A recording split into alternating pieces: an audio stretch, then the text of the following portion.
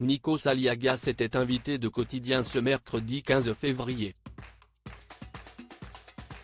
L'occasion d'évoquer les différences dans le casting de The Voice et celui de la Star Academy.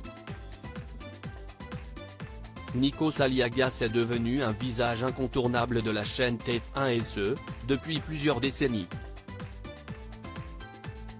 50 Inside, Star Academy, The Voice, les Energy Music Awards. L'animateur incarne bon nombre de programmes qui réunissent des millions de téléspectateurs.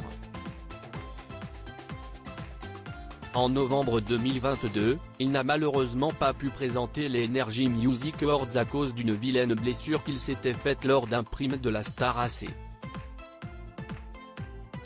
Dans quelques jours, il sera de retour le samedi soir dans la nouvelle saison de The Voice. À partir du 25 février sur TF1, il sera entouré des nouveaux coachs, Amel Bent, Zazie, Vianney et le duo Big Flo et Oli.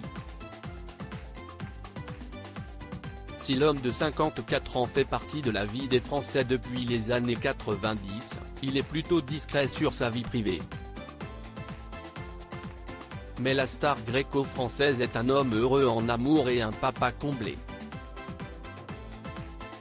En effet, il partage la vie d'une certaine Tina Grigoriou, psychologue d'origine grecque. Le couple a accueilli une petite fille, Agathe, le 29 novembre 2012. Ainsi qu'un petit garçon, Andreas, né le 5 octobre 2016.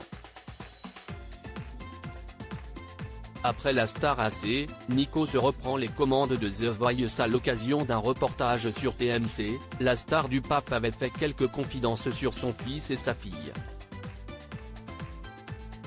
On essaie de ne pas montrer nos gamins.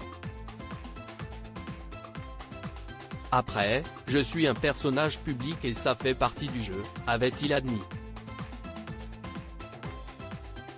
Après avoir animé une toute nouvelle édition de la Star Academy à l'automne dernier, l'animateur rempile donc pour The Voice. L'émission a propulsé un certain nombre de candidats au rang de stars et certains sont aujourd'hui des artistes confirmés. Comme Kenji Girac, qui avouait il y a peu que si c'était à refaire, il ne chanterait finalement pas Bella de Maître Gims, le tube qu'il a révélé, au casting de The Voice. Je me souviens que je n'avais pas chanté à la bonne tonalité. Elle était trop basse, et avec le stress, c'était tellement bas que ma voix tremblait. S'est-il souvenu. Aussi, si le casting se déroulait aujourd'hui, il choisirait une chanson plus haute et un peu plus adaptée à ma voix, à l'instar de SOS d'un terrien en détresse, de Daniel Balavoine.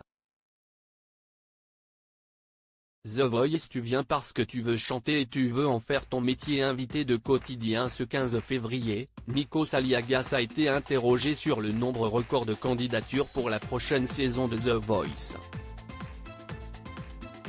En effet, il n'y a jamais eu autant de candidatures, on a parlé de 50 000 candidatures, a souligné Yann Barthès qui a demandé à l'animateur comment il expliquait un tel succès. Il y a des années où on est monté jusqu'à 30 000 mais candidatures sérieuses, si c'est-à-dire possibilité de chanter et d'aller jusqu'au bout de l'aventure, a-t-il d'abord rappelé. Avant d'exposer son avis concernant le profil des candidats. Si est pas le même casting, si est pas le même monde que la Star AC.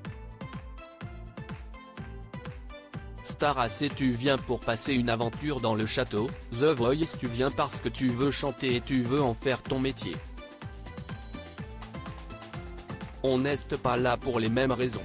D'autant plus que cette année on n'avait pas d'artistes qui essayent mais n'y arrivent pas et qui essaient de pousser la porte, conclut-il sur le sujet. À lire aussi The Voice 2023, Big Flo et Oli ainsi que Zazie en larmes durant les auditions à l'aveugle dans une nouvelle bande-annonce.